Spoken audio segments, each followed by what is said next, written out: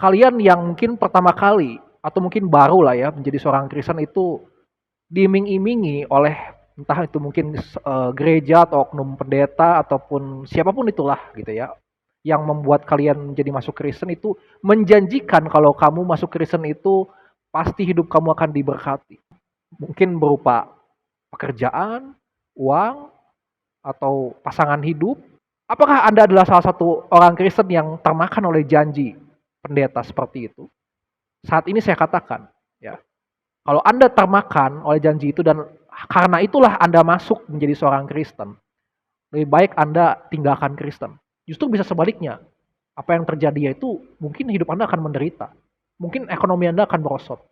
Tetapi apa yang dipandang miskin di hadapan dunia, justru itu saya percaya di hadapan Allah itu adalah sebuah kekayaan.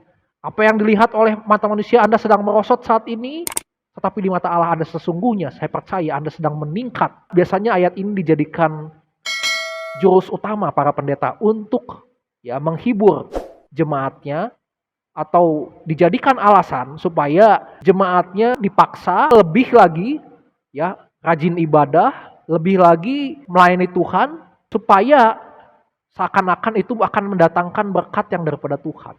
Oh, kamu sih jarang ibadah, kamu sih nggak pelayanan, makanya kamu nggak dapat pekerjaan, makanya ekonomi kamu nggak numbuh-numbuh. Biasanya kan begitu ya. Kali ini kita akan membahas, mengupas tuntas mitos mengenai Matius 6 ayat 33 yang mengatakan carilah dahulu kerajaan Allah dan kebenarannya, maka semuanya itu akan ditambahkan.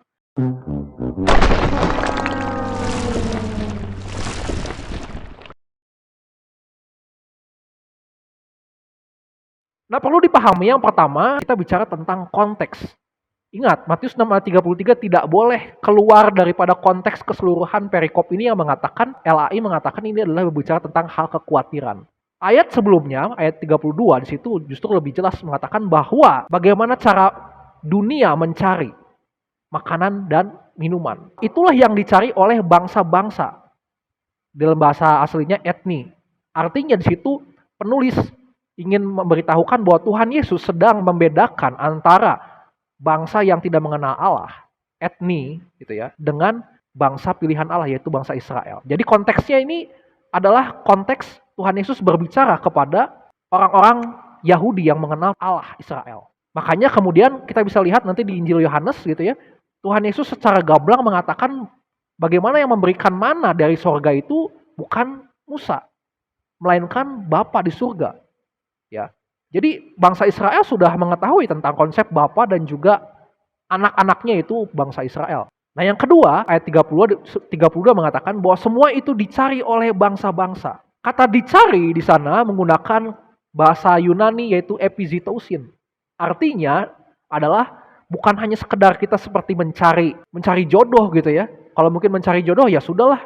Kalau memang tidak ada jodohnya mau apa lagi. Tetapi di situ dikatakan epizitosin itu adalah kegiatan mencari yang dilakukan setiap saat dengan sungguh-sungguh, dicari-cari.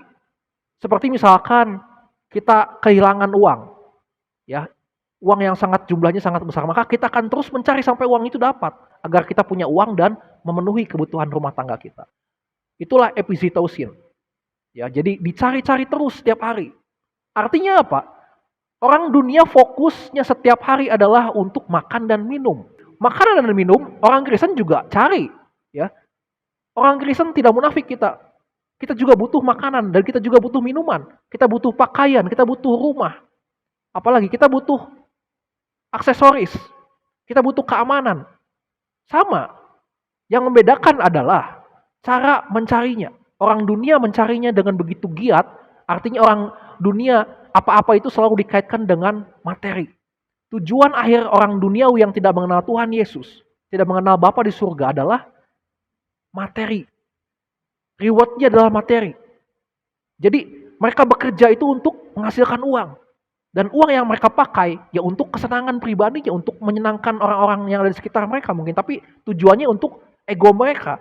Agar mereka dikenal baik ya, agar mereka dicap orang baik. Itu tujuan orang-orang dunia. Karena fokus orang dunia ujung-ujungnya adalah uang, ujung-ujungnya adalah makanan, ujung-ujungnya adalah minuman. Maka segala sesuatu yang dikerjakan oleh orang dunia maka Mereka pikir harus menghasilkan uang, harus menghasilkan makanan dan minuman. Kebalikan dengan orang Kristen. Orang Kristen bekerja, orang Kristen melakukan setiap aktivitas, berusaha, studi, ya, bekerja. Itu bukan untuk menghasilkan uang, bukan untuk menghasilkan yang namanya makanan atau minuman. Tetapi mereka supaya menghasilkan kerajaan Allah. Dalam artian mereka bisa menjalankan kerajaan Allah, menghadirkan kerajaan Allah di dunia ini. Makanya Tuhan Yesus sudah mengatakan, ya, ayat 11 ya, doa Bapa kami, datanglah kerajaanmu, jadilah kehendakmu. Artinya Tuhan Yesus mengatakan bahwa kita harus mendatangkan, menjadikan kerajaan Allah di dunia ini. Dan kerajaan Allah itu berbicara mengenai, bukan berbicara tentang makanan dan minuman, tetapi berbicara tentang damai sejahtera, sukacita, yang tidak dimiliki oleh dunia ini. Tuhan Yesus sedang membedakan antara Allah yang dipercaya oleh dunia dengan Allah orang Kristen, Allah sejati yang hidup. Kalau ilah-ilah ya yang dibuat oleh manusia, yang dibuat oleh tangan manusia seperti patung, pohon, atau sembahan-sembahan yang mengawang-awang, yang Allahnya tuh jauh di surga sana, yang tidak mau turun ke dunia. Mereka mengajarkan sembahlah aku, maka aku akan memberikan kamu A, B, C, D. Jadi kalau kita mau dapat A, mau dapat bisnis kita cuan, mau dapat jabatan yang bagus, mau dapat uang yang banyak, mau sembuh, itu kita harus sembah dia dulu. Maka dia akan kasih ke kita. Itu bersifat transaksional. Jadi seperti hubungan dagang. Lu kalau mau dapat barang gua, berani bayar berapa? Kalau lu berani bayar sekian, saya akan kasih. Tetapi beda dengan Allah orang Kristen. Apa yang diajarkan oleh Tuhan Yesus itu sungguh berbeda, 180 derajat. Tuhan Yesus mengatakan, lewat ayat 32 dan 33 ini, ya, bahwa Allah orang Kristen itu tidak bersifat transaksi.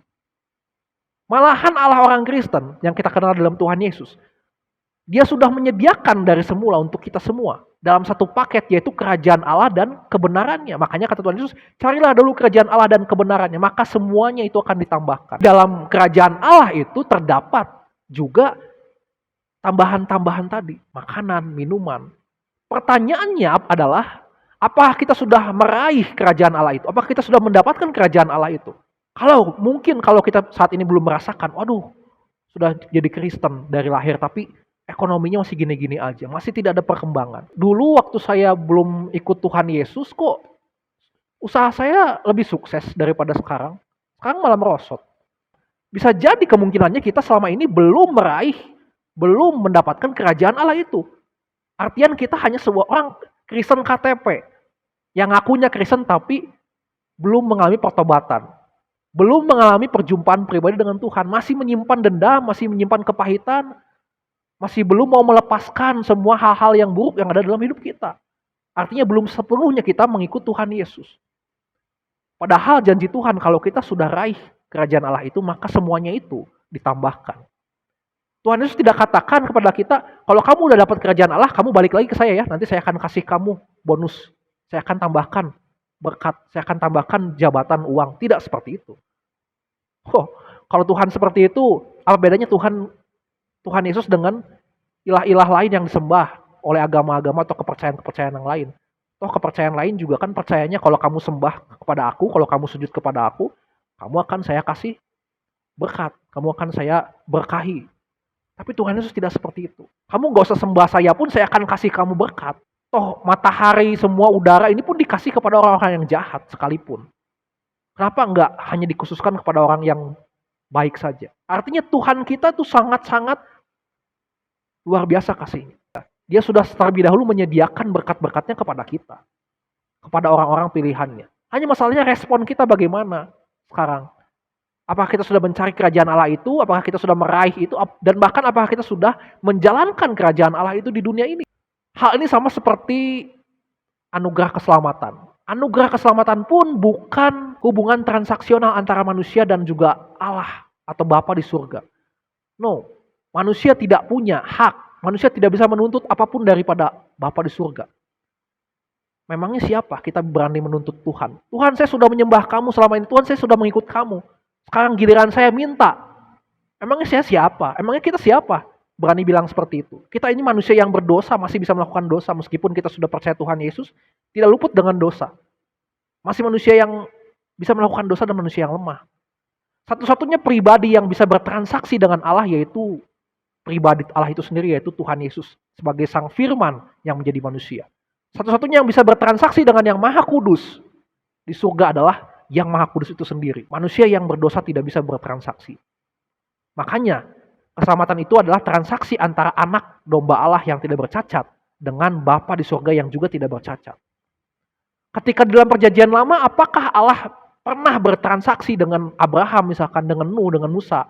Ketika dia berjanji misalkan kepada Nuh, aku tidak akan lagi memberikan atau membuat air bah seperti yang aku lakukan seperti ini. Itu bukan transaksi dengan Nuh, tapi itu adalah sepenuhnya keputusan, janji daripada Allah, tanpa campur tangan manusia. Itu adalah janji, ya, komitmen Allah dengan firman-Nya, yaitu Yesus Kristus yang ketika itu belum menjadi manusia, belum wujud menjadi manusia. Kata ditambahkan, ya, kalau kita perhatikan di ayat 33 dalam bahasa aslinya adalah prostetisetai. Artinya ditambah-tambahkan, semua akan ditambah-tambahkan, akan diterus-teruskan, akan dilanjut-lanjutkan, akan dilimpah-limpahkan Tuhan kepada kita. Jadi kalau kita sudah mencari kerajaan Allah, kita sudah mendapatkan kerajaan Allah dan kebenarannya itu berbicara tentang nilai-nilai kerajaan Allah, yaitu damai sejahtera, sukacita, ya, kasih, pengampunan, iman, pengharapan. Maka kita akan mendapatkan apa yang Tuhan tambahkan tadi, yaitu soal makanan, minuman. Pasti itu sudah satu paket. Ada parit atau got, kita tahu ya, yang sedang tersumbat oleh sampah. Itu kalau kita mau airnya mengalir terus dari hulu ke hilir, itu kan kita harus bersihkan sumber yang menjadi sumbat air itu mengalir. Kalau kita sudah temukan sumbernya, kita bersihkan, maka air itu akan terus mengalir. Selama hujan terus datang, air itu akan terus mengalir, tidak akan putus sampai kepada hilirnya. Kalau kita sudah temukan kerajaan Allah itu, kita sudah dapat kerajaan Allah itu, maka berkat-berkat yang lain itu pasti akan datang. Mungkin tidak, kelihatannya tidak instan ya. Kok orang dunia kayaknya gampang ya, naik pangkat, naik jabatan. Kok orang dunia kayaknya gampang ya, sembuh dari sakit. Orang dunia enak ya hidupnya. Besoknya udah beli mobil baru lagi, besoknya udah dapat rumah lagi, besoknya anaknya udah nikah lagi. Kok anak saya belum menikah? Kok anak saya cari kerja aja belum dapat-dapat? Padahal kita ini orang Kristen loh. Nah ini yang perlu ditegaskan oleh para pendeta, oleh para hamba Tuhan. Kita tidak berfokus, sekali lagi kita tidak berfokus kepada hasil yang berupa materi tadi. Kita tidak berfokus kepada hasil reward yang daripada Allah itu berupa makanan dan minuman. Tetapi reward Tuhan itu sesungguhnya adalah kepada proses, kepada pengalaman, kepada ilmunya. Saya kasih contoh begini. Misalkan di satu pesta, kita semua diundang di pesta pernikahan. Terus kan ada banyak makanan di situ ya. Kita makan satu meja lah. Makanannya enak-enak. Katakanlah kita semua gak bisa masak. Sama sekali gak bisa masak. Dan di meja makan itu ternyata ada kokinya yang bisa masak. Ada chef yang memasak makanan itu, yang enak-enak itu. Saya berani taruhan. Ketika kita semua sedang lapar, boro-boro kita tanya ke chefnya. Ya mungkin. Waduh ini gimana caranya masak ini? Menunya bumbunya apa aja? Pasti dengan lahapnya kita akan coba makan dulu yang bisa kita coba makan. Kita akan penuhi perut kita dulu sampai kenyang. Ya. Baru kita nanti mungkin belakangan akan tanya, kok ini enak banget sih? Rahasianya apa? Resepnya apa?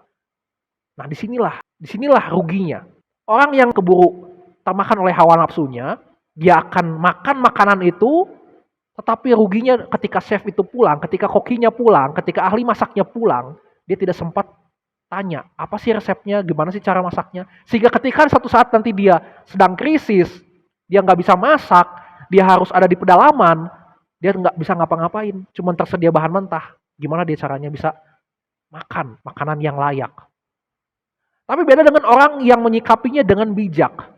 Ya, sekalipun dia sedang lapar, dia tahu bahwa prioritas yang utama bukan makanan itu, tetapi bagaimana dia bisa tahu makanan itu bisa jadi, cara mengolahnya, cara menyajinya, ilmunya yang penting. Makanya dia tanya kepada chefnya, kepada kokinya, gimana sih caranya makanan ini bisa enak, apa sih rahasianya, apa sih bumbunya. ya kan? Sehingga ketika nanti pun di satu saat dia krisis, setidaknya dia bisa memasak, setidaknya dia bisa memasak yang layak untuk dia makan. Nah inilah berbedanya orang Kristen yang percaya kepada Tuhan Yesus dan juga orang dunia. Orang dunia masa bodoh bagaimana caranya, pokoknya dia mau hari ini hasil kerja saya menghasilkan yang namanya makanan. Kalau bisa sih instan, gak usah pakai namanya kerja-kerja segala. Tapi orang Kristen yang Tuhan Yesus mau, yang Bapa di surga mau, itu melalui yang namanya proses supaya mereka dapat ilmunya, supaya mereka dapat rahasianya, supaya mereka tekun di dalam iman mereka. Itu yang penting, supaya mereka semakin mengenal Tuhan. Maka ketika kita sudah mengetahui ayat yang mengatakan bahwa carilah dulu kerajaan Allah, maka semuanya akan ditambahkan kepadamu. Ini berbicara tentang bukan tentang makanan dan tentang minumnya, tetapi bagaimana cara pandang kita yang melihat bahwa Tuhan mau supaya kerja kita, aktivitas kita tidak menghasilkan yang namanya makanan dan minuman, tetapi menghasilkan yang namanya pengalaman kepada Tuhan. Yang ujung-ujungnya juga nanti kita akan merasakan, maka kita seharusnya tidak lagi perlu menanyakan kepada Tuhan, Tuhan kapan saya dapat jodoh, Tuhan kapan saya dapat rumah, Tuhan kapan saya naik jabatan, dapat pekerjaan dan sebagainya macamnya. Itu adalah kata-kata yang semu yang akan hilang. Kalau kita bisa yakin bahwa, oh ternyata kerajaan Allah itu bukan berbicara tentang makanan dan minuman, tetapi berbicara lebih dari itu, sesuatu yang tidak ternilai dan tidak terlihat oleh mata, yaitu damai sejahtera, sukacita. Ada banyak orang-orang kaya yang mungkin instan hidupnya, tetapi ketika di masa tuanya dia harus terbaring di rumah sakit, dijauhi oleh keluarganya, tidak ada yang nengok. Artinya tidak ada damai sejahtera dalam hidupnya. Ujung-ujungnya mati juga. Semu hidupnya. Apa kita mau kaya tapi hidup seperti itu? Nah, jadi Sobat Naro, ya, terutama kita yang seorang hamba Tuhan, pendeta-pendeta, ini perlu dijelaskan lagi kepada jemaatnya, ya, atau perlu jangan memframing ayat ini, karena ayat ini tidak bisa berlepas daripada ayat yang lainnya. Ya, tentang mencari kerajaan Allah dan juga kamu akan segala sesuatu itu akan ditambahkan kepadamu, itu sebaiknya tidak disalahgunakan. Ya, perlu namanya pengkajian lagi. Karena berbicara juga mengenai kerajaan Allah, ini cara kita meraih kerajaan Allah, bahkan cara kita menjalankan atau menghadirkan kerajaan Allah itu tidak semudah yang kita bayangkan. Ya, tidak semudah segampang kita rajin ke gereja setiap minggu, ya, aktif di gereja melayani Tuhan, tidak semudah itu. Jangan juga kita jadi membatasi kuasa Allah, ya, sehingga seolah-olah ayat ini dijadikan sebuah transaksional, menjadikan Allah itu objek transaksi kita, sehingga ketika kita merasa bahwa diri kita sudah sering ibadah, sudah sering melayani Tuhan, maka kita punya hak untuk menuntut Tuhan. Yang menjadi bagian kita yaitu berkat jasmani. Hati-hati. Kiranya ini boleh memotivasi kita. Mungkin satu saat nanti kita akan coba perdalam lagi tentang kerajaan Allah, ya, dan kebenarannya itu berbicara tentang apa. Tapi sekian kali ini, kiranya ini boleh memotivasi kita. Dan jangan lupa untuk terus semangat buat teman-teman sekalian yang mungkin beragama Muslim. Saling mengasihi, saling toleransi, dan Tuhan Yesus memberkati kita.